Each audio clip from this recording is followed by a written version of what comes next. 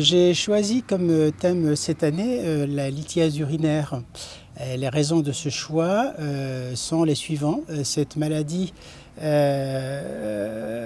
qui est assez fréquente à La Réunion, comme en métropole, voire plus fréquente qu'en métropole, et surtout liée à des problématiques environnementales et également à l'alimentation. Aux troubles de l'alimentation. La prévention donc a toute sa place pour la prise en charge de cette pathologie. Prévention qui consiste d'abord à réduire tous les excès, notamment les apports importants de sel, ce qui est le cas malheureusement à La Réunion, de boissons sucrées, ce qui est aussi le cas malheureusement à La Réunion, notamment avec les limonades et les Coca-Cola et les sodas qui sont très très riches en fructose notamment. Et puis aussi une alimentation grasse et riche en protéines, notamment animales. Donc tous ces facteurs sont des facteurs de lithogénèse, c'est-à-dire qu'ils favorisent la survenue et le développement de la lithiase urinaire, qui, comme vous le savez, n'est pas une pathologie banale, parce qu'elle peut entraîner d'une part des problèmes douloureux, très très importants, c'est ce qu'on appelle la colique néphrétique ou frénétique même, qui conduit très souvent à l'hospitalisation en urgence.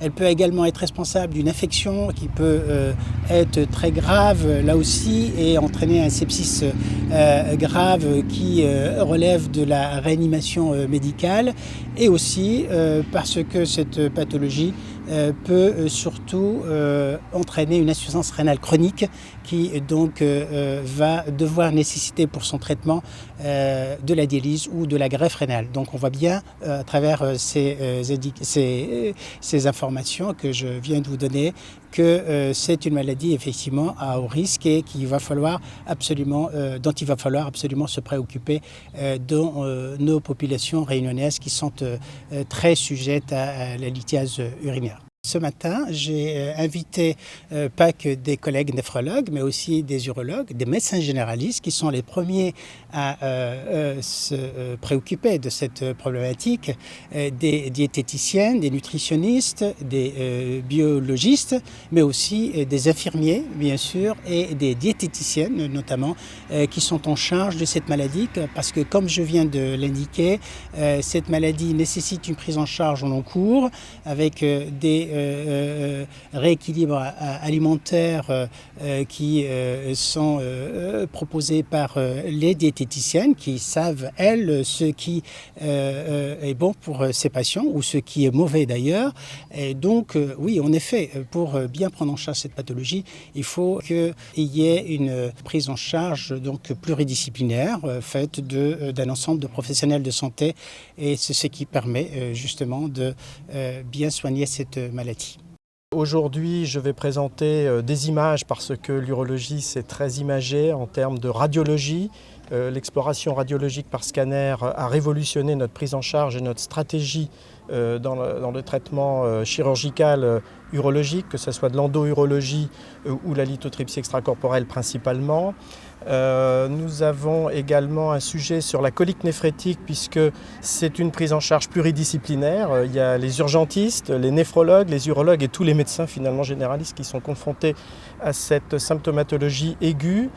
Et enfin, les traitements dans leur description plus technique réalisés par les urologues, en sachant que les urologues réalisent effectivement des traitements dits chirurgicaux qui se passent au bloc opératoire sous anesthésie plus ou moins importante, qui sont des traitements en fait extracorporels, la lithotripsie extracorporelle que l'on réalise en ambulatoire le plus souvent, ou des techniques d'endourologie qui ont maintenant une place plus que prépondérante dans la prise en charge des calculs.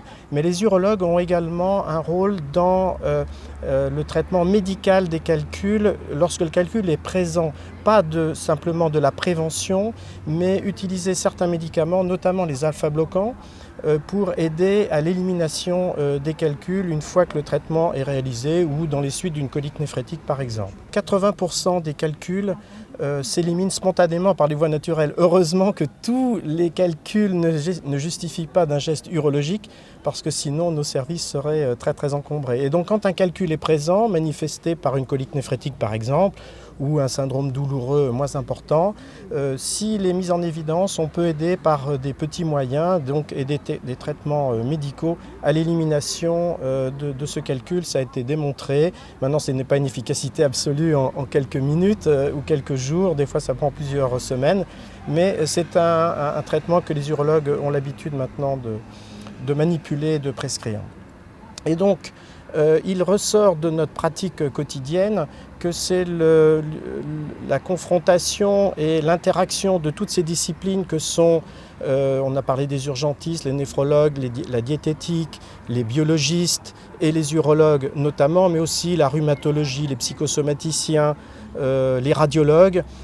C'est toutes ces disciplines qui doivent être mises en place pour collaborer dans une unité pluridisciplinaire. C'est notre objectif afin que le patient ait les meilleures chances de prévenir une récidive, puisque on l'a vu, Michel Dodon nous en a parlé, une grande partie des patients vont récidiver 3, 4, 5 fois dans leur vie et on sait que les calculs représentent à peu près 10% de la population, donc ça représente énormément de bénéfices à agir pour la prévention des calculs. Donc cette activité pluridisciplinaire est notre moteur quotidien, plutôt que de demander aux patients d'aller voir un spécialiste puis un autre spécialiste, etc., ce qui parfois s'étale sur des semaines et des mois.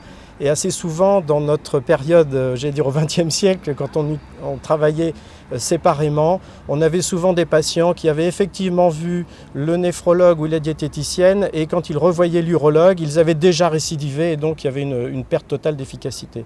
Donc l'action conjointe des disciplines dans le temps est extrêmement importante. L'idéal est de travailler, ça c'est du luxe, dans le même établissement, d'avoir des réunions dites pluridisciplinaires, de concertation pluridisciplinaire le plus régulièrement possible. Ça n'est pas toujours facile à réaliser. Il faut une motivation de tous les acteurs, bien sûr. Il faut une disponibilité. Et par contre, ce que l'on suggère, c'est la création de réunions de concertation pluridisciplinaires, même si c'est qu'une fois par mois ou tous les 15 jours, qui permet d'avoir ces échanges.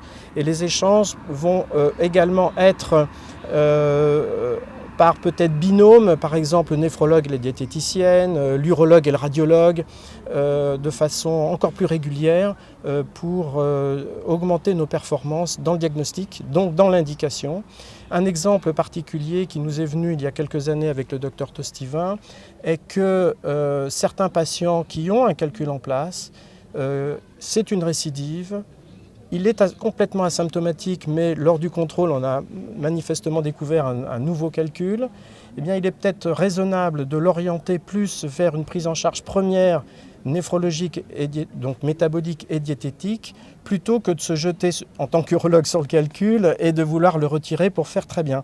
Et donc la planification du traitement urologique doit être également discutée avec nos collègues, et on a beaucoup évolué dans ce sens-là de façon positive pour les patients. C'est-à-dire qu'on attend non pas que le calcul soit mûr pour tomber, mais on attend que le patient ait bien assimilé les règles diététiques en particulier, pour que le risque de récidive après le geste urologique soit minimal.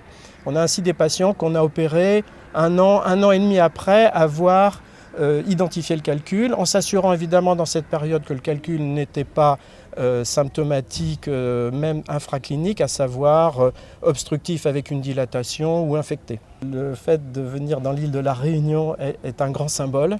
En plus, tous nos collègues ici, on les connaît bien, on les apprécie beaucoup. Il y a quelques échanges, il y a des patients des fois qui viennent en métropole, et je crois que c'est important aussi de voir de quel univers ils viennent, dans le sens où ici peut-être que les habitudes alimentaires sont différentes, elles sont excellentes, oui, oui, nous avons apprécié, et comme elles sont différentes, ça donne des indices particuliers pour la diététicienne et pour nous aussi dans la prise en charge. Nous n'avons pas comme mission de recevoir des patients, par exemple en urologie, venant de la Réunion pour leur retirer des calculs complexes. On est là pour justement initier une prise en charge pluridisciplinaire qui, pour nous, doit avoir lieu ici à la Réunion. C'est une pathologie qui est très très fréquente.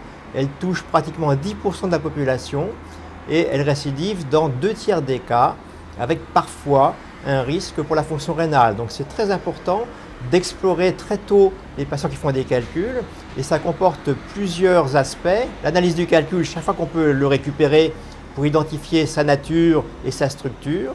Explorer le patient par des examens de laboratoire que prescrivent nos néphrologues pour identifier les facteurs de risque, sachant qu'aujourd'hui, l'immense majorité des calculs sont liés à des erreurs de comportement nutritionnel.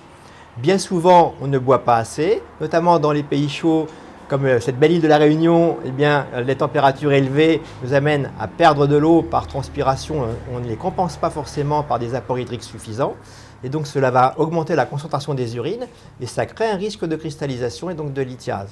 Et donc il est très important, en plus de cet aspect de boisson, de regarder les aspects diététiques de la lithiase parce qu'on a des pratiques nutritionnelles qui ont beaucoup changé depuis 3 décennies.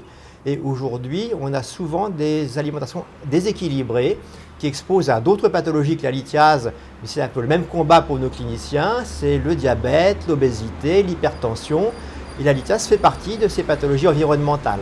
Et donc, une exploration métabolique aide à comprendre les anomalies urinaires qui font des calculs, mais ça aide aussi à comprendre les pathologies associées et donc à proposer des mesures correctives de nutrition pour la bonne santé des patients.